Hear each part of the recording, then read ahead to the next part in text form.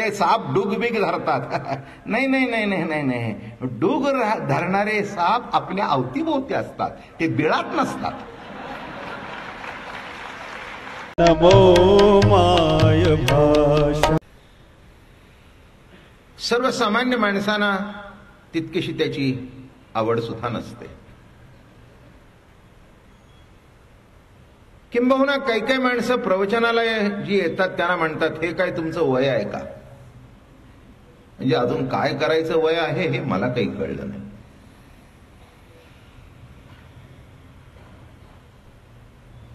तर का असं काही नाही आहे की तत्वज्ञानाचं वय आहे असं कोणी सांगितलं?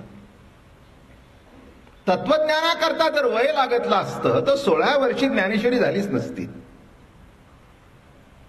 त्याच्याकरता कोणीतरी वयोवृद्ध माणूस नेमावा लागला असता. पण ज्यांनी ज्यांनी हे धर्मग्रंथ निर्माण केले ते सगळे 25 आणि 30 आतले आहेत. शंकराचार्य तशीच, नाथांचं भागवताची निर्मिती तशीच.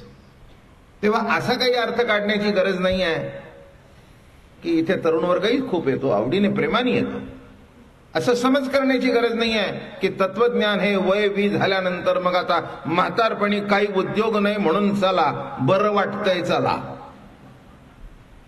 हे बरं वाटण्याकरता प्रवचन नाही, बरं होण्याकरता प्रवचन आहे. बरं वाटणं निराळन, बरं होणं निराळन. काही काही गोष्टी बऱ्या वाटतात पण त्या स्वीकारल्यानंतर बरं होत नाही. दारू पिताना बरे वाटतं पण दारू पिऊन कोणाचं बरं झालंय ते मला सांगा. तेव्हा बरं वाटणं आणि बरं होणं जमीन आसमानचा फरक आहे. तेव्हा ज्ञानेश्वरी ऐकून केवळ बरं वाटणार नाही तर बरंही होईल आणि त्याच्याकरता ही प्रवचन आहे. उद्या एकादशीचं कीर्तन आहे. बरं होण्याचा मूळ पाया म्हणजे वारकरी संप्रदायाच्या माळेचा स्वीकार करणं हा मूळ पाया आहे. उद्या आपण माळ घालायला सुरुवात करू. आवश्यकता आहे त्याची. काही काही माणसं मला असं म्हणतात आमचं कुलदैवत गणपती आहे, पण गणपतीला जे आवडतं ते ह्याला आवडतच नाही, ह्याला नको ते आवडतं.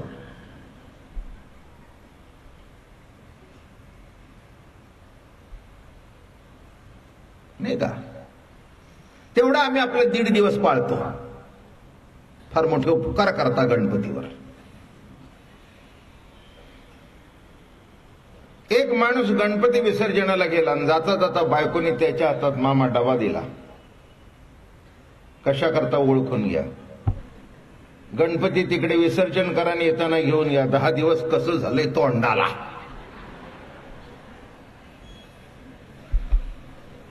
म्हणजे गणपती घरात राहण्याची वाट बघता का जाण्याची वाट बघता? कसा तो गणपती पावायचा? जिथे तुमच्या रोजच्या जीवनामध्ये गणपती अडचण वाटते, देव अडचण वाटतो, तिथे परमार्थ होऊ शकत नाही. देवाच्या सान्निध्यात आनंद वाटायला पाहिजे. एक सांगतो, देव अडचण वाटता कामा नये, देव केवळ परंपरा वाटता कामा नये, देवाची भीती वाटता कामा नये, देवाच्या सान्निध्यामध्ये आनंद वाटायला पाहिजे. हा माझा जीवीचा जीवलग आहे, हा माझा सखा आहे, हा माझा मायबाप आहे, नाही का? असं वाटलं तर उद्धार होईल. आनंदापोटी केलेला परमार्थ निराळा आणि भीतीपोटी केलेला परमार्थ निराळा. काही काही माणसं पाप धुण्याकरता परमार्थ करतात. म्हणजे काही एवढं मोठं आता देऊळ बांधलंय, ते काही धोबीघाट आहे व्हय? देवळं म्हणजे काही धोबीघाट आहे का की तुम्ही यावं तुमचं पाप धुवून टाकावं? आता तुमच्या इतकं गणपतीचं काय, त्याचं मला वाटतं 2 वर्ष चांदीचं काम चालू आहे.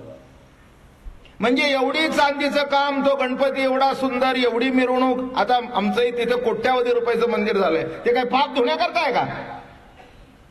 अरे ही पाप धुण्याकरता मंदिरं नसतात. मंदिरं असतात आपल्या ठिकाणी जो देव निर्गुण निराकार आणि इथे वस्ती करून आहे तो सगुण साकार मूर्तीच्या माध्यमातून त्याचं दर्शन व्हावं. आणि वृत्तीमध्ये फरक पडावा, आचार विचारामध्ये फरक पडावा. त्याच्याकरता नीट लक्षात घ्या. का प्रस्तावना केली? उद्या एकादशीचं कीर्तन आहे 6 ते 8. वारकरी संप्रदायामध्ये कीर्तन भक्ती फार महत्वाची आहे बरं का. कीर्तन भक्ती का महत्वाची आहे? कीर्तनाच्या माध्यमातून कीर्तन ऐकण्याचा अधिकार सर्वांना आहे. सकळाशी येथे आहे अधिकार, कलियुगी उद्धार हरीच्या नामे. आणि म्हणून आपण रोज प्रवचन ठेवली आणि कीर्तन जरूर माळ घालावी. असा आहे. केवळ गणपती कळणं हा भाग निराळा आणि गणपती वळणं हा भाग निराळा. कळतं सगळ्याला, पण वळतं फार थोड्याला. वळण्याकरता ही प्रवचन आहेत. तुम्ही या भक्ती पंथाकडे वळावं बरं का. देवाचं रूप कोणतंही असू दे, मुख्य तत्व तेच आहे नाही का.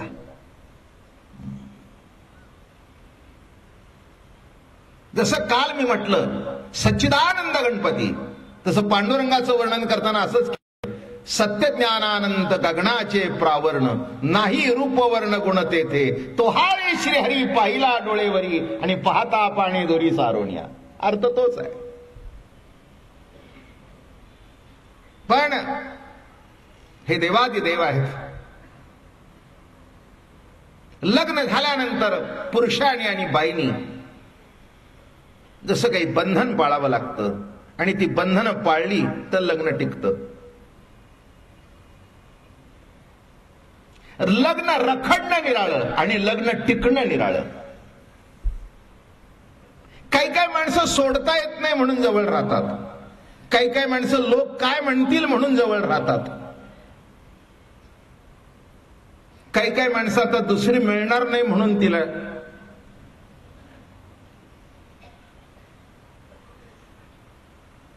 हा सगळा भाग निराळा आहे. त्या लग्नाला अर्थच नाही.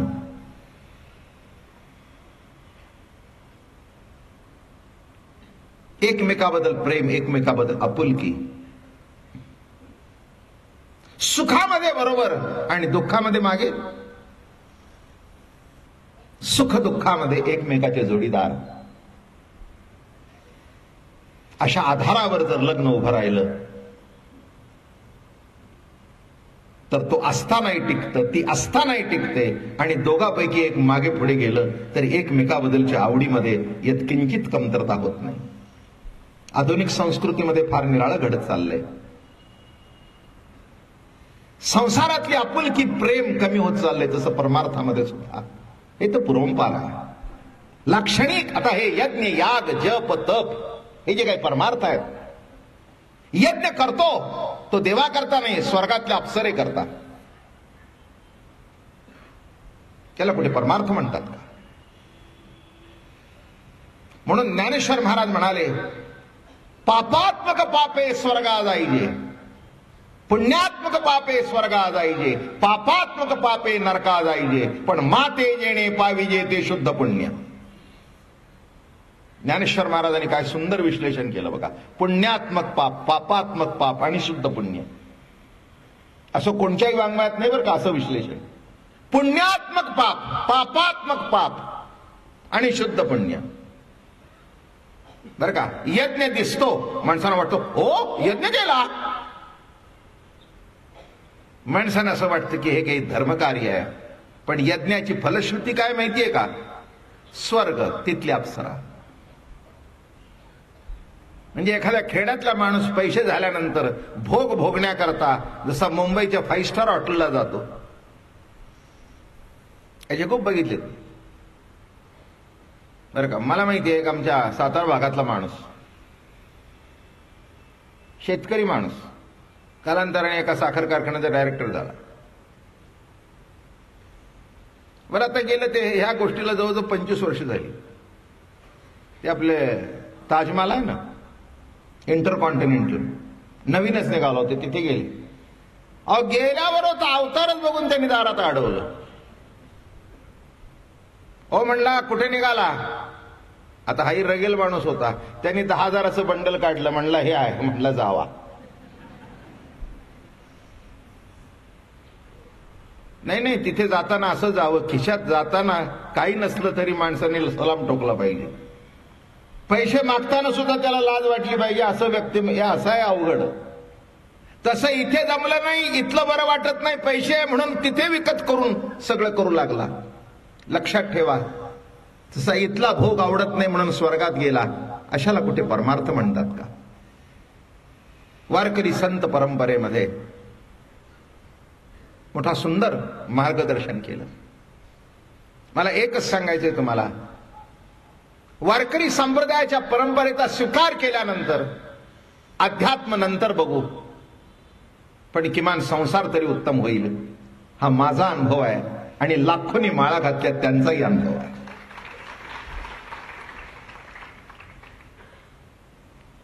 बरं का, ही वस्तुस्थिती आहे. आज या पुण्यनगरीमधून लाखोच्या संख्येने जेव्हा महाराजांच्या पालख्या जातात, माऊलींची, तुकाराम महाराजांची, एक भव्य दिव्य असं दृश्य डोळ्याला दिसतं. जसं विनोबा भावेनी एक शब्द काढला, अनुशासन, तसं संसारामध्ये सुद्धा माणसाला अनुशासन पाहिजे. कुठचा तरी नेम पाहिजे, कुठचं तरी बंधन पाहिजे. का घरी केव्हाही जावं, केव्हाही बाहेर पडावं, रात्री 1 वाजता घरी यावं, बरोबर आहे का? नाही, अनुशासन पाहिजे. घराकरता अनुशासन, तसं परमार्थ करत असताना सुद्धा अनुशासन, आणि हेच माळ करते. याच्याकरता उद्या आपण माळा घालूया. गणपती देव नक्की पावेल. की मामा काय वगैरे काय सगळ्या मंडळीने माझ्याकडून माळा घातलेल्या आहेत बरं का. हो, मला लक्षात आहे, सुरुवातीचा काळ गणपती पुढेच माळा झाल्या. हो, या मंडळीनं नुसतं ते गणपतीचं मंदिर देऊळ चालवत नाहीत, तर तिथलं जे अधिष्ठान आहे त्या अधिष्ठानावर पूर्ण भक्ती आहे, आणि ती भक्ती कृतीतून सुद्धा आहे, वृत्तीतून सुद्धा आहे. लक्षात ठेवा, परमार्थ केवळ कृतीत असू नये, परमार्थ केवळ डोक्यात असू नये, परमार्थ केवळ विचारात असू नये, तो सर्व अंगाने सर्व कृतीतून असा परिपूर्ण व्हायला पाहिजे. भाताची कृती बाईच्या डोक्यात असून उपयोग नाही, ती हातातून प्रगट होऊन रुचकर व्हावी. बरं का, पाठ म्हणून दाखवला कसं करावं, पण करायच्या वेळेला करपलं. कारण तिला माहित नव्हतं की भात केल्यानंतर गॅस कमी केव्हा करावा. पहिला तो एवढा लावला, तो शेवटपर्यंत एवढाच, तो त्रिगुणात्मक भात झाला. खाली करपला, मधला शिजला आणि वरचा कच्चा राहिला, कारण हलवलं सुद्धा नाही. ते म्हणले त्याच्यात तिथे लिहिलं नाही. म्हणले एवढी आडाणी तू असशील हे मला माहिती नाही. माझं बोलणं लक्षात आलं का? तिथे सुद्धा जो डोक्यात विचार आहे, परिपक्व विचार आहे, तो जसा कृतीतून प्रकट व्हावा लागतो, तसं गणपती हा सात्विक देव आहे. त्याचा आहार, त्याचा विहार, त्याचा आचार, त्याचे मंत्र, त्याचं तंत्र सर्व सात्विक होणार. मग ते ऐकल्यानंतर आणि सांगणारा सुद्धा गणपती सांगत असताना सात्विक पांडुरंगाचा भक्त आहे. आता म्हणणं कळलं का कुणाचा भक्त आहे? आणि इथे गणपतीचं निरूपण का चाललंय, तर त्याचा अर्थ एक आहे. इथे ज्ञानेश्वर महाराजांनी ओंकारात शब्द ब्रह्मामध्ये गणपती बघितला, ओम सांगताना निर्गुण स्वरूप सांगितलं, आणि आता गणपती सांगायला सुरुवात केल्यानंतर त्याचा सगुण रूपाचं वर्णन सुरू झालं. सगुण आणि निर्गुण ही 2 रूप आहेत ईश्वरी सत्तेची. कशी रूप आहेत? ब्रह्म कसा आहे? निर्गुण आहे, निराकार आहे, आज्य आहे, अव्यय आहे, अनंग आहे, पेंदा आहे, निकवडा आहे, अचक्षु आहे, अचरण आहे. हे निर्गुण वर्णन झालं. आणि जेव्हा तुकाराम महाराज पंढरीला गेले ते म्हणाले अजिम्या ब्रह्म पाहिले. संत काय म्हणतात? अजिम्या ब्रह्म पाहिले. म्हणून ज्ञानेश्वर महाराज म्हणाले तुझं सगुण म्हणो की निर्गुण रे, सगुण निर्गुण एको गोविंदो रे, अनुमानेना अनुमानेना दया श्रुती नेती नेती म्हणती गोविंदो रे, अनुमानेना अनुमानेना. तेव्हा जेव्हा आपण माळ घालतो तेव्हा आपल्या वृत्तीत बदल होतो. आणि मला वाटतं ही मंडळी गेली 15 वर्ष जो कार्यक्रम करतायत, कशा करता कार्यक्रम करतायत? आणि नुसतं कार्यक्रम करून मोकळे नाहीत, सगळे रोज हजर आहेत. माझी खात्री आमचे तात्या शरीराने तिकडे तरी असले तरी मनाने रोज येथेच असतात. पण त्यांच्या घरातले त्यांचे चिरंजीव हे सगळी मंडळी उपस्थित आहेत. याचा अर्थ नीट लक्षात घ्या. कार्यक्रम करा म्हणायचा ना आपण बाहेर जाऊन बसायचं तसं नाहीये. याचा अर्थ तुम्हाला काय, त्यांना काय, मला काय, मी सुद्धा काही परिपूर्ण माणूस नाहीये. या कार्यक्रमाच्या माध्यमातून जीवनामध्ये केव्हा तरी पूर्णत्वाला जाण्याची हा प्रवास आहे. मी माझ्या तोंडाने कधीही मिजास मारलेली नाही आहे. कोणी म्हणतात तुम्ही संत आहे, म्हटलं ए नसतं चढवू नकोस मला, मी संताचा आहे.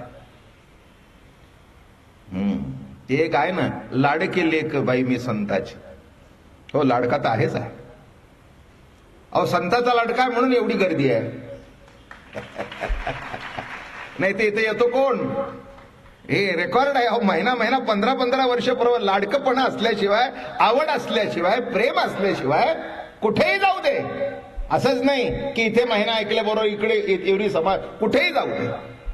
मी कशा करता म्हणतो, आयुष्यामध्ये देव होण्याचा प्रयत्न करू नका, आयुष्यामध्ये संत होण्याचा प्रयत्न करू नका, पण प्रयत्न एकच करा की संतांच्या जवळ कसं जाता येईल. बस तेवढं जरी झालं तरी खूप झालं, खूप झालं, आपल्याकरता पुष्कळ झालं. बँकेतला सोन्याचा साठा निराळा, रिझर्व्ह बँकेचा बरं का, किती तोळे असेल, काय करायचंय? आपल्या बायकोच्या मंगळसूत्रापुरतं असलं आपल्याला खूप. माझं म्हणणं कळलं का? लग्नामध्ये म्हणू नाही मुलीच्या कडच्याने की काही घातलं नाही, पुष्कळ झालं. आपल्यापुरतं आपल्याला पुष्कळ झालं. आता रिझर्व्ह बँकेमध्ये अब्जावधी रुपयाचा साठा सोन्याचा आहे, आम्हाला गरज नाही. तसं आम्ही साधी संसारिक माणसं आहोत. आमच्या पुरतं आमचं जीवन योग्य मार्गाने वाटचाल करू लागलं, पुष्कळ झालं आम्हाला. त्याच्याकरता ही ज्ञानेश्वरी आहे. आणि म्हणून माळ आहे. माळेचा अर्थच असा आहे, सकाळी उठल्यावर मनामध्ये सुंदर देवाची मूर्ती आणावी.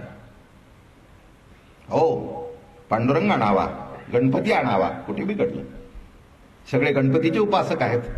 मी एक सांगितलं, आता शब्द सांगणार आहे, त्याची प्रस्तावना चालू आहे, पण कॉम्बिनेशन मध्ये. ओम नमो ज्याद्या वेद प्रतिपाद्या जय जय ससंवेद्या आत्मरूपा देवा. काय चाललंय? आत्मरूपा. एक सांगतो, ब्रह्म आणि आत्मा हे दोन्ही शब्द एकच आहेत. ब्रह्म शब्दाचा अर्थ बृहत, सर्वापेक्षा मोठं, सर्व ज्याच्यात सामावलंय असं बृहत. काय त्याच्यात नाही, काय त्याच्यात नाही, ज्याच्यात सर्व सामावलेलं आहे. आणि सर्वांचा जो आहे, देश काळ वस्तू परिच्छेद असा परमात्मा आहे. त्याला अमक्या देशात आहे, अमक्या काळात आहे, अमक्या ठिकाणी आहे नाही. आकारामध्ये भिन्नता असेल पण मूळ तत्वामध्ये नाही. मातीचा गोळा घेतला, एकाने विठ्ठल केला, एकाने गणपती केला, एकाने येशू ख्रिस्ताची मूर्ती केली. ज्याला जो वाटेल तो केला, पण मला वाटतं माती तीच ना, कारण त्याच्याकडे ऑर्डर देणारे निराळे होते. एक गणपती भक्त होता, तो म्हणला गणपतीची मूर्ती करून दे, त्याने तीच माती घेतली. दुसरा म्हणला मला विठ्ठल करून दे, तीच माती घेतली. आणि अजून सांगू का, एक चौथा आला, तो म्हणला मला 3 माकडं करून दे. याच्यातलं सिद्धांत काय लक्षात आला? चांगला असू दे, वाईट असू दे, गणपती असू दे, विठ्ठल असू दे, कोणी का असू दे, शेवटी तत्व आहे ते एकच. ज्याला ज्या रूपात ते देवत्व भावत असेल, पटत असेल, आनंद वाटत असेल, त्या रूपात त्यांनी करावा. काय म्हणून इथे जे वर्णन चाललंय, कृष्ण परमात्मा, गीता कोण सांगतोय? कृष्ण परमात्मा. जो राम तोच कृष्ण, आणि जो कृष्ण तोच या कलियुगामध्ये हरी. हरी म्हणजेच विठ्ठल, हरी म्हणजेच विठ्ठल. पण या ठिकाणी गुणाधिपती गणपती, काय विशिष्ट वेळेला विशिष्ट रूपाने त्याचं वर्णन करावं. शेवटी गुण हा माणसात असायलाच पाहिजे, आणि माणसाला किंमत नसते, त्याच्या गुणाला किंमत असते, हे तर तुम्हाला जगजाहीर आहे. न तो कोणी का असे ना, गवई असं ना, का प्रवचनकार असू दे ना, का कीर्तनकार असू दे, का कोणी का असे ना, जे आहे कौतुक त्या गुणाचं आहे. एखादी बाई गुण असतो उत्कृष्ट जेवण करण्याचा. माणसं म्हणतात पुरणपोळी खावीत आमच्या ताईच्या हातची बरं का, आमच्या अक्काच्या हातची बरं का, आमच्या आईच्या हातची बरं का. काय हा त्यातला गुण आहे. आणि तो लक्षात कुठे राहतो माहिती आहे का? वर गेलं तरी लक्षात राहतो. आता काही कळलं, काही काही ते बायकांना आवडत नाही. काही काही काय असतं, आता लहानपणापासून त्या आईच्या हातची खायची आमटी जर सवय राहिली असेल ना, तर तो नवरा म्हणतो आमची आई अशी आठवण. आता गेल्या की वर,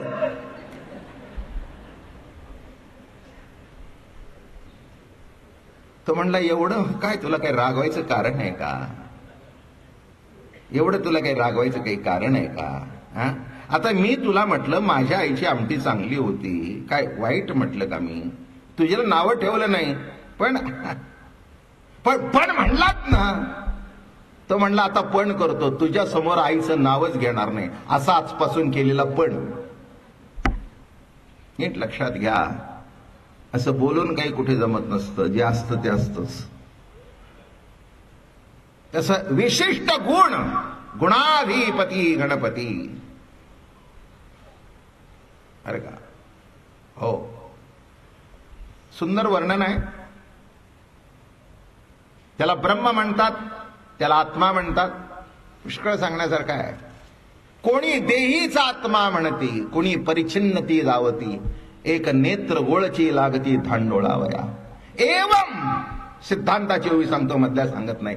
एवम सुकोनी आपण आपण ज्ञानी भरती राण, सिद्धची समाधान द्वाड झाले. जरा तुझ्या मीपणाच्या मागे मागे वळून बघ. मागे वळून बघशील तर तुला ईश्वरी सत्तेचा अधिष्ठान दिसेल. तुझ्या मीपणाच्या मागे कोण आहे? सर्वांच्या हृदयात जरा वळून बघा. तुम्ही पुढे बघताय, पुढे बघताना एक लक्षात ठेवा, इथे जर प्रगट झालं नाही तर तिथे दिसणार नाही. दृश्य वस्तूमधून द्रष्ट्याचंच दर्शन आहे, नाही का? एखादे साखल्यानंतर तुम्ही सांगता तसं झालं नाही, नव्हे तसं झालं, म्हणजे ते मूळ कल्पना जी आहे ते अधिष्ठान आहे. लक्षात घ्या मी कशा करता सांगतो. असा हा परमात्मा बरं का, प्रत्येक वस्तूमधून त्याचं दर्शन आहे. सर्वांच्या हृदय देशी मी अमुक आहे, ऐसी जे बुद्धी स्फुर्यार निष्ठी. दुसरी होई परतोनी पाठी मोरे ठाके, आपण या ते देखे. तुम्ही पुढे चालताय, जरा मागे वळून बघा, जरा मागे वळून बघा. सध्याच्या मुलांना मी दृष्टांत सांगतो, पुष्कळ तऱ्हेने सांगतो निरनिळ्या अँगल. बापाने खूप कमवून ठेवलेलं असतं, पण बाप हाताने काम करतो. बाप झाडलोट करत होता, हा मोठा झाला पुढे. मग मागे वळून बघत नाही, पण पुढचं लक्षात येतं. पण मागे वळून बघितल्यानंतर कळतं की याच्या मागे पुण्य आहे कोणाच्या. एवढा दृष्टांत पुष्कळ झाला. तसं जीवनामध्ये पुढे जाताना जरा मागे वळून बघावं. अजून एक सांगू का? रस्त्याने चालताना शहाणा चालणारा कोण? जो पुढे बघून चालतो तोही, पण पुढे बघताना जरा मागे वळून बघावं. कारण पुढे चालला आणि मागे जर वळून बघितलं नाही तर गाडी अंगावर येऊन आदळल्याशिवाय राहणार नाही, ऍक्सिडेंट होऊन जाईल.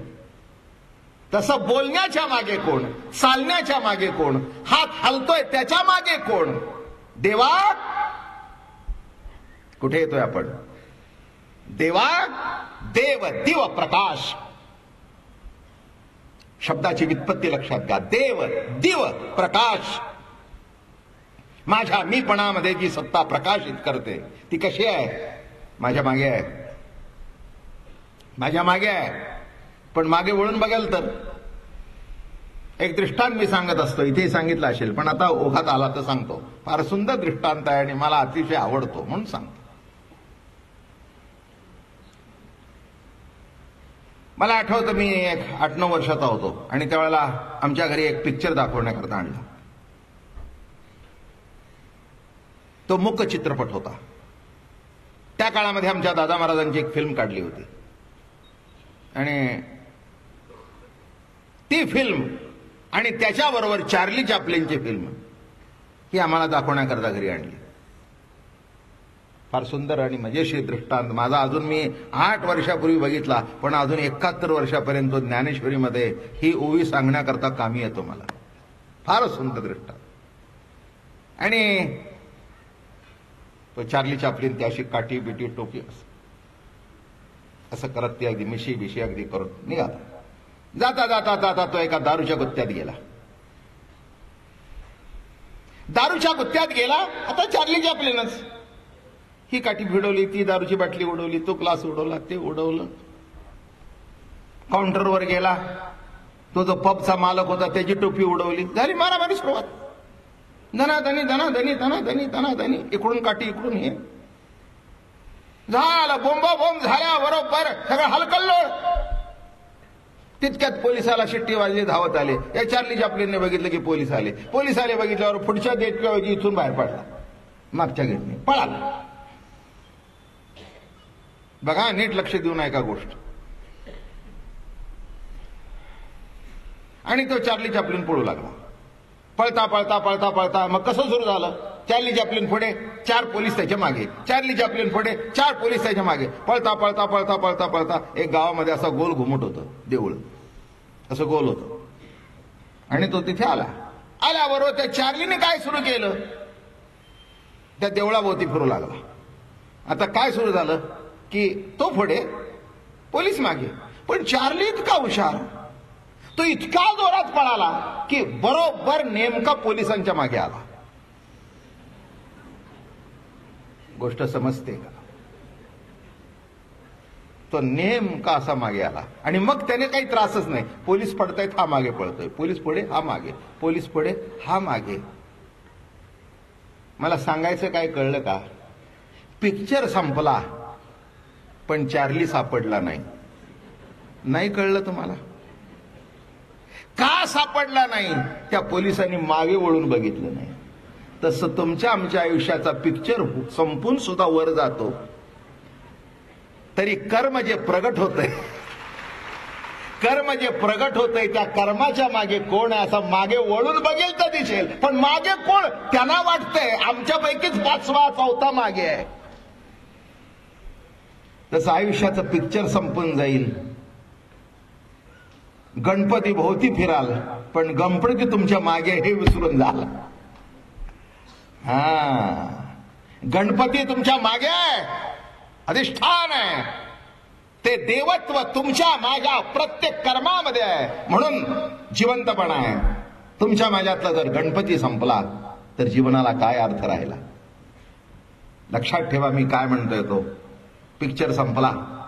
आम्ही टाळ्या वाजवल्या. का वाजवल्या माहितीये का? चार्ली सापडला नाही.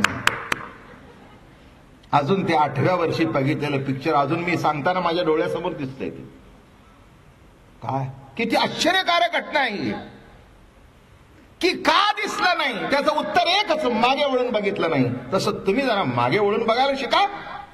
मागे वळून बघाल तर तुमच्यातलं ईश्वरत्व तुम्हाला दिसेल. तुम्ही तुमच्या कर्तृत्वावर तुमची नजर आहे. मी केलं, मी बांधलं, माझ्यामुळे घडलं, माझ्यामुळे संसार.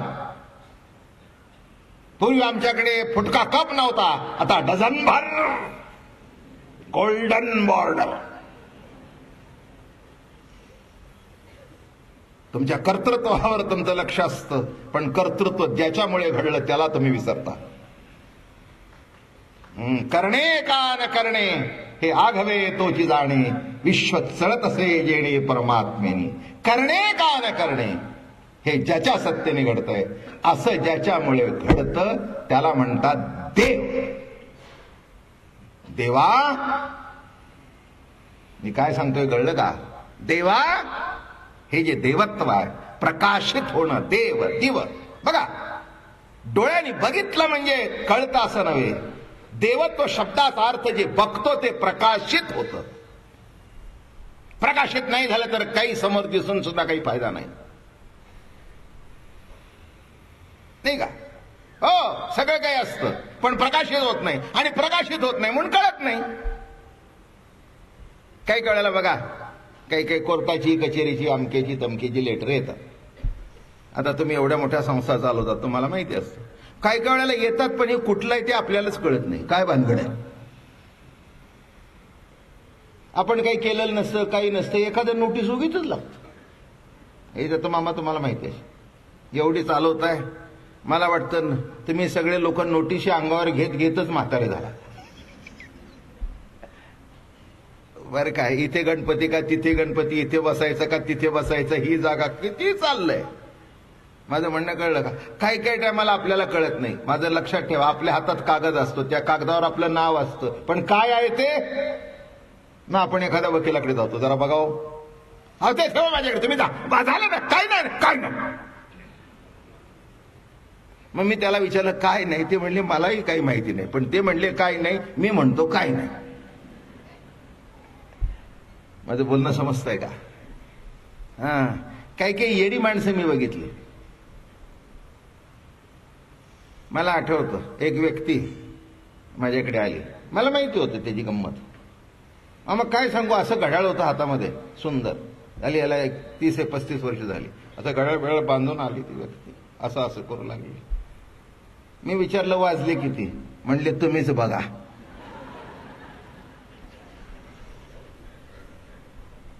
मी म्हटलं मी बघायचं तर माझ्या जवळ आहे, तुझ्या हाताला का?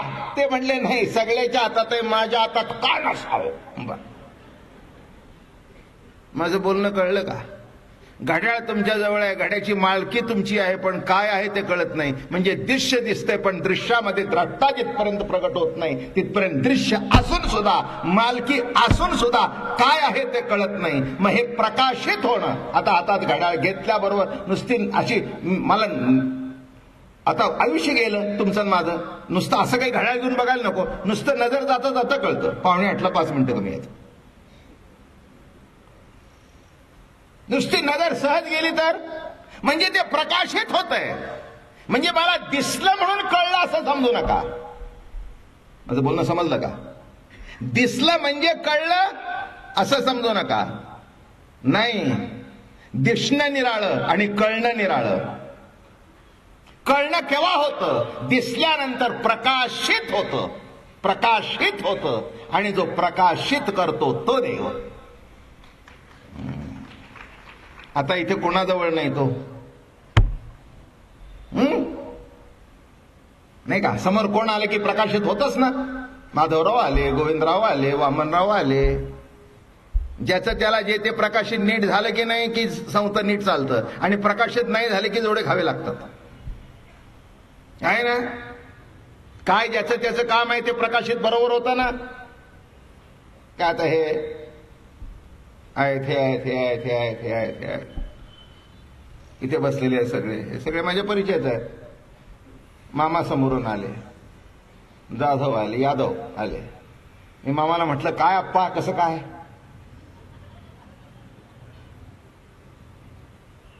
मामा म्हणतील बाबा महाराज आज काय झालं तुम्हाला? मी म्हटलं काय नाही झालं.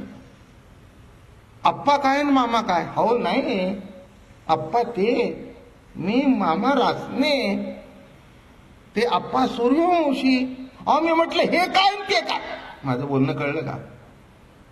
अहो लाखो माणसं येतात, आतून प्रकाशित होतं म्हणून मजा आहे, नाही का? समोर बायको आली जर बहीण वाटली तर काय होईल? मी प्रकाशित सांगतोय बरं का, नाही का? अहो जे ते प्रकाशित झालं. अहो शेजारची बाई आली आणि तुम्हाला वाटली, कोणीतरी ओ केलं बाबा, घाबरला इथेच.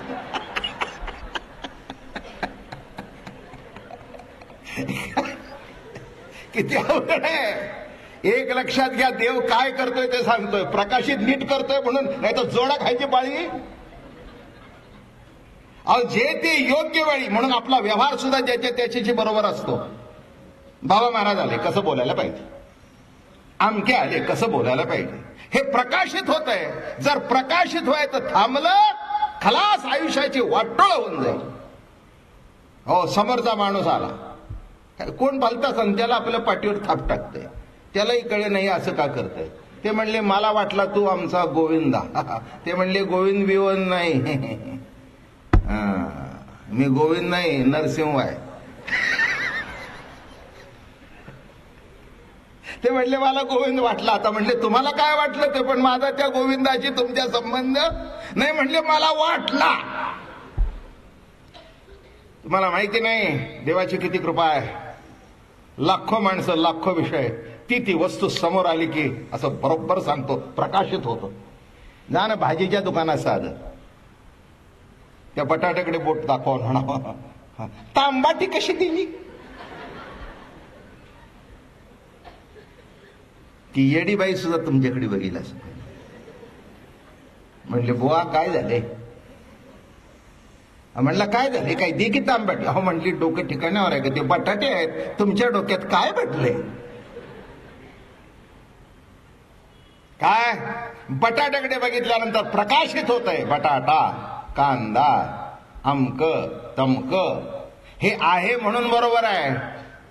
ते जर संपलं तर माणसं म्हणतील ह्याना उचला मेंटल. जाऊ द्या, जेव्हा नीट प्रकाशित होईल. मी काय सांगतोय, आज देव शब्द घेतलाय सांगायला, तेव्हा देव शब्दाचा अर्थ नीट लक्षात घ्या. ते बसवतात, आपली थोडीशी पूजा बिजा केली, सगळे देव बायकांच्या ताब्यातच. पुरुषाला देवाकडे बघायला वेळच नाही बरं का. सगळ्या जरा बघा की इथे तुम्ही अगदी याच्यात अगदी प्रत्येक घरात जर विचारलं तुमच्या घरात कोण पूजा करते, मी सकाळी 7 वाजता जातो. बायको उद्या जर तो म्हणला तुझी बायकोच पूजा करते, तिलाच उठवतो, तुला उठवतच नाही, पुढे काय सांगा की, पुढे काय, पुढे काय? राम बोलो भाई, देव देव. कसा आहे देव बघा. म्हणून देव दिव प्रकाश, किती गोष्टी प्रकाशित होतात. मी कुठेतरी वाचलं होतं की माणसाला जेवढी माहिती आहे तेवढी जर गोळा केली ना, ते एका माणसाच्या माहितीची लाखो पुस्तकं जमा होतील. लाखो. तुम्ही बारीक सारीक गंमत बघा ना, किती माहिती आपल्याला साठवलेली. याला घड्याळ म्हणतात, याला रिस्टवॉच म्हणतात, याला अमकी फुलं म्हणतात, हे गुलाबाचं फुल म्हणतात, हा माई घ्यायचा आहे, हे अमका आहे, हे अमका आहे, हा ही चादर आहे, हा लाल रंग आहे, हा टावेल आहे, हा गला. किती माहिती. तुमची माहिती तुम्ही लिहून काढा, किती हजारो पुस्तकं होतील. लक्षात घ्या, ही कोण माहिती साठवून ठेवतो आणि वेळच्या वेळेला योग्य तुम्हाला सुचवतो. आज मी नीट बोलतोय म्हणून तुम्ही ऐकताय.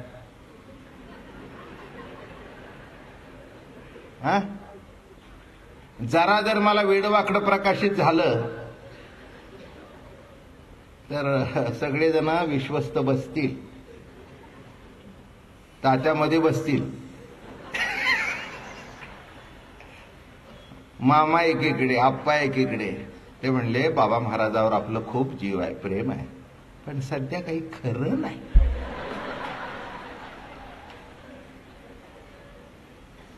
काय आपण आपलं बाबा महाराजाचं दर्शन घेऊन सांगू की महाराज आता आपण घरीच बसा. माझं बोलणं कळतं का? माझ्यातून काय सांगितलं तुम्हाला? योग्य वेळी योग्य प्रकाशित होतोय, आणि हे जो प्रकाशित करतोय तोच देव आहे. तोच देव आहे. मला करतो तुम्हाला नाही का? करतो ना. करतो म्हणून सगळं एवढं ट्रस्ट नीट चाललंय. जरा काही वेळ वाकडं होऊ द्या, माणसाशी टपलेलीच असतात. अवघड आहे. तुम्ही चालवताय, आम्ही चालवतोय, आम्हाला कल्पना आहे बरं का. घरात एवढं काही झालं की तुम्ही बघा, नवरा बायको तर एकमेकावर कुत्र्या मांजरासारखी टपलेली असतात. काय झालं हसायला? मी नाव बी कुणाचं घेत नाही. कशी टपलेली असतात बघा, अशी टपलेली असतात. नवऱ्याला वाटतं बायको केव्हा चुकते. काय हो, काय केलंय? तिला वाटतं तुम्ही चुका. मग आता काय, मुलं सुद्धा कमी लेखायला करत नाहीत. आता कोण प्रकाशित करतो? म्हणून जरा पिक्चर संपायच्या आत मागे वळून बघा. पिक्चर संपायच्या आत तुमच्या माझ्या मागे जो चार्ली आहे, चार्ली आहे, जरा वळून बघा. ओवीस सांगतो, परतोनी पाठी मोरे ठाके, आप आपणिया ते देखे, देखत के वो ओळखे, म्हणे हे तत्व मीची. तत्व मीची, हे तत्व मीच आहे, हे मीच आहे असा सांगणारा जो, त्यालाच आम्ही देव म्हणतो. देवा ओम नमो ज्याद्या वेद प्रतिपाद्या, जय जय ससंवेद्या आत्मरूपा देवा. जे आत्मरूप आहे तोच देव आहे, तोच देव आहे बरं का. असा जो देव, तो अमक्यात आहे का तमक्यात आहे प्रश्न नाही आहे. एक सांगतो, देवत्व हे असं आहे जे सर्व ठिकाणी आहे, सर्वव्यापी आहे, नित्य आहे, अखंड आहे, अविनाशी आहे. इथे आहे तिथे आहे असं नव्हे, कुठे जाल तिथे आहे. आणि अजून सांगू का, पाहाल त्या रूपात आहे, चोराच्या रूपात सुद्धा तोच आहे. त्याच्याबद्दल काही वाद काय? ते म्हणाल बाबा महाराज तुम्ही काय सांगता? काय सांगत नाही, अगदी बरोबर सांगतोय, अगदी बरोबर सांगतोय. सर्व ठिकाणी जर तो आहे तर चोरात नाही तो? काय देव फक्त तुम्ही बसवलेल्या मूर्तीच आहे, विंचवात देव नाही का? तुकाराम महाराज फार सुंदर लिहितात. ते म्हणाले, सर्प विंचू नारायण पण दुरुनी बंदा. हे कळलं पाहिजे. नाही तर बाबा महाराजांनी सांगितलं सर्पात नारायण आहे, त्यांनी खटकन मारलं. म्हणले बाबा महाराज, अहो मला चावलं की, मी तुला मिठी मारायला सांगितली नव्हती. सर्वात देव आहे, पण प्रत्येक देवाला कसा नमस्कार करावा याचं शास्त्र आहे. सर्प विंचू, उगीच सर्प चालू आहे, त्याला मारू नये, काही जाऊ दे ना, तो आपल्या वाटेने आलाय, तुम्ही मध्ये गाला म्हणून तो आपलं संरक्षण करतोय. तुम्हाला वाटतं ते साप डूग बिग धरतात. नाही नाही नाही नाही नाही नाही, डूग धरणारे साप आपल्या अवतीभोवती असतात, ते बिळात नसतात. काय टाळ्या पडतायत आज, वा.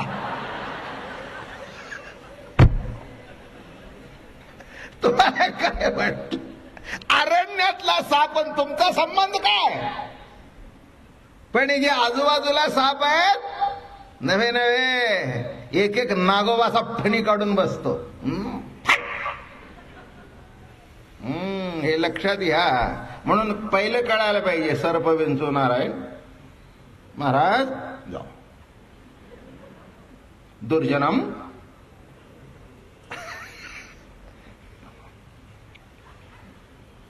अगदी खाली वाकून असं करावं, जा बलाट टळली. कोणताही देव आहे, वंदन सगळ्याला करावं, पण त्याच्यातला गुण आणि दुर्गुण समजून वंदन करावं. देव सर्वातच आहे, त्याच्याबद्दल काय वाद आहे नाही का? चोरा सुद्धा आहेच की. चोर चोरी करायला जातो, त्याला चालवतो कोण नाही का? असं काही वाईट काही करायचं गरज नाही. प्रत्येक गोष्टीमध्ये उलट सुलट आहे. ईश्वरी सत्तेमध्ये त्याज्य काहीही नाही. फक्त तुम्ही आम्ही काय करायचं. आणि एक लक्षात ठेवा, ज्या त्या देवाला जो तो नैवेद्य असतो, जो तो प्रसाद असतो, गणपती म्हटल्यानंतर मोदकच, विठोबा म्हटल्यानंतर पुरणपोळी, ती देवी म्हटल्यानंतर अमक, मग कुटी रुटी सुट्टी अमक तमक, हे प्रत्येकाचे प्रसाद ठरलेले आहेत. तसं चोर झाला, तुम्ही चोरी केली तर प्रसाद नक्की मिळेल, नाही का? पोलीस खात्यातली माणसं तुमची अशी पूजा करतील. माझं म्हणणं लक्षात घ्या, ज्या त्या खात्यात गेल्यानंतर त्या देवाला जो तो प्रसाद, त्याच्यातला गुण ओळखून, काय आहे, चोर आहे ना, 2 हात लांब राहा. ते म्हणाले सगळे चोर आहे म्हणून मी चोरी करू. मी तसं म्हटलेलं नाही. प्रत्येक देवाचा जो गुण आहे तो ओळखून वागा. काय, सर्व रूपाने तोच नटेल आहे, सत्यच आहे. म्हणून गोकुळामध्ये कृष्णाने सुद्धा मोठी गमतीदार चोऱ्या केल्या. चोरी केली नाही का? पण शेवटी त्याचं एक नाव श्रेष्ठ झालं, चित्त चोर. काय चोरलं त्यांनी? भगवंता, त्यांनी भक्तांचं चित्त चोरलं. तोही चोरीच करतो. पण नीट लक्षात घ्या, काय करावं काय नाही, कुठलं करावं कसं करावं काय नाही, प्रत्येकामध्ये देवत्व आहे. पण प्रत्येकाची क्वालिटी ओळखून घ्या. सगळ्याच बायका आहेत, पण याच्यातली बायको कोणची? एका घरामध्ये 4-5 बायका असतात, बरं काय? एखाद 2 आपल्या बहिणी असतात, एखाद 2 नाही, एकच बायको असते. काय, मग कोणी भावजय असतात. प्रत्येकाशी वागताना हे बघा, बहीण ही बाईच, बायको ही बाईच, आई ही बाईच, सासू ही बाईच, शेजारची ही बाईच. पण प्रत्येक बाईचे संबंध काय आहेत हे जाणून वागणं महत्वाचं आहे. आणि हे जाणणं जो प्रकाशित करतो, बघा, ते म्हणता आमच्यावर देवाची कृपा नाही. अरे कृपा आहे म्हणून तर नीट चाललंय. ज्या दिवशी कृपा चुकेल ना, त्या दिवशी रस्त्यात माणसं मारतील फडाफड. योग्य सुचवणं हीच कृपा. तुम्हाला असं वाटतं त्यांनी काहीतरी महा देणं, नाही, योग्य तऱ्हेने जीवन चालणं, कंट्रोलमध्ये. जर का काय बोलावं, कसं बोलावं. आता हे एवढं बोलतोय मी, अहो एकही शब्द न चुकता बोलणं ही केवढी कृपा आहे. एक जर शब्द चुकला तर माणसं म्हणतील, बाबा महाराज आज आपण असं कसं बोलला. मी म्हटलं, अरे दे की सोडून, 7 दिवस झाले एवढं नीट बोलतोय. नाही म्हटला, पण तुमच्याकडून. माझं म्हणणं कळलं का? एक लक्षात ठेवा, ही बाबा महाराजांची मिजाज नाही किंवा कोणत्याही वक्त्याची मिजाज नाही. त्याच्यावर कंट्रोल वाणीवर ठेवणाऱ्या परमात्म्याची कृपा आहे. ही त्याची कृपा आहे की योग्य कंट्रोल आहे. आणि असा जो माझ्यावर, माझ्या जीवनावर जो कंट्रोल ठेवतो तोच देव. देवा तूची गणेशू, असा जो देव, तो अनेक रूपाने. ज्ञानेश्वर महाराज म्हणाले, अनंत रूपे अनंत वेशे देखिले म्या दयासी. त्याला बघितला म्हणून कट्टर वारकरी संप्रदायाचे उपासक असून सुद्धा इथे गणपतीची पूजा केली. असं म्हणाले नाही ते. अनंत रूपे. कशा रूपात बघितला? देवा तुला अनंत रूपात बघितला. म्हणून मगाशी माळेपासून सुरुवात केली. 2-3 मिनिटं, 4-5 मिनिटं राहिली. सकाळी उठल्यावर मनामध्ये प्रथम पांडुरंगाची मूर्ती, आईसाहेबांची मूर्ती, गजाननाची मूर्ती आणा.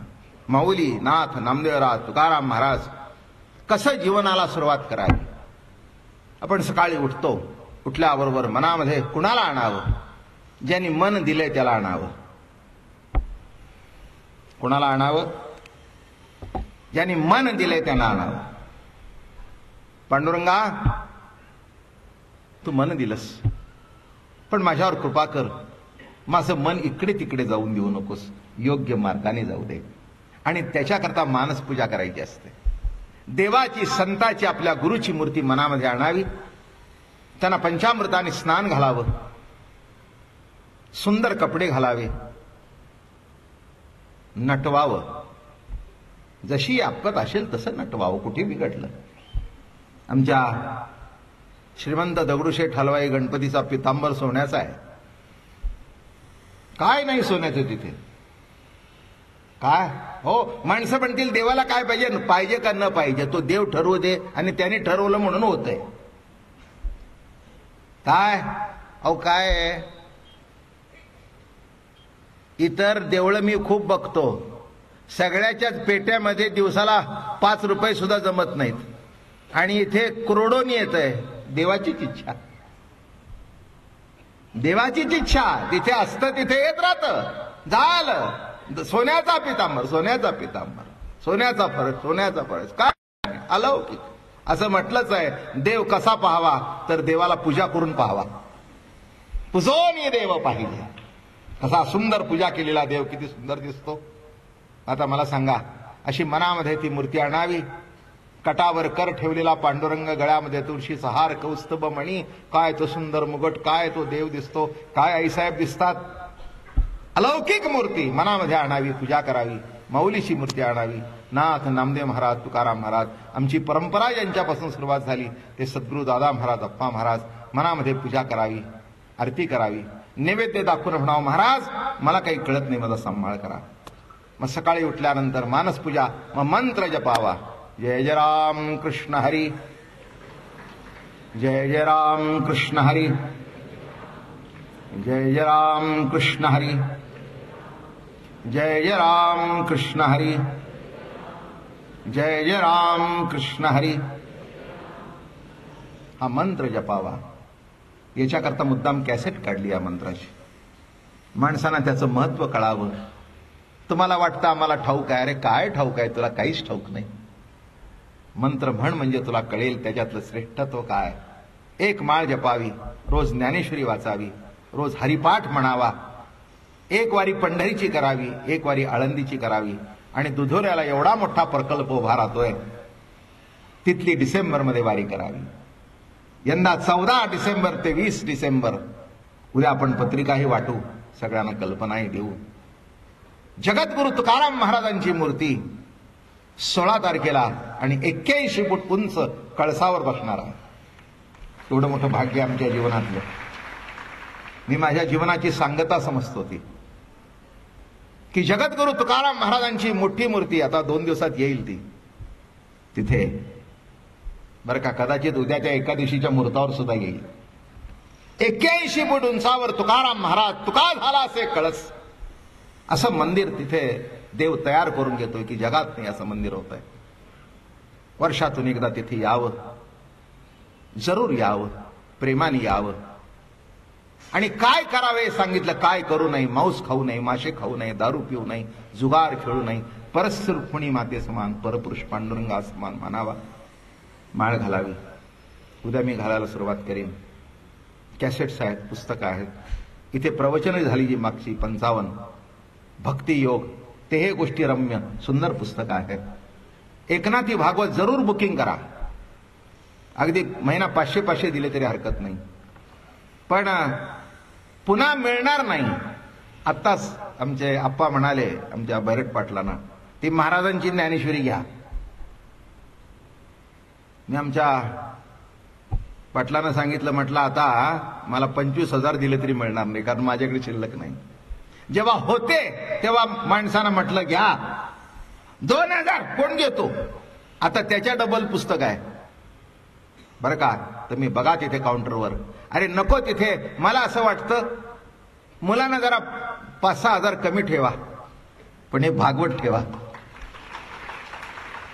बरं का. हा ग्रंथ ठेवा घरात, मुलं आठवण काढतील. एक लक्षात ठेवा, पैसे ठेवले तर भांडण करतील, आणि ग्रंथ ठेवला तर म्हणतील आमच्या वडिलांनी हे भागवत घेतलं होतं, आणि मग त्याची पूजा करतील. एक लक्षात ठेवा, पैसे ते जीवनाची गरज आहे, पण भागवत म्हणा, ज्ञानेश्वरी हा जीवनाचा आधार आहे. नमो माय भाषा.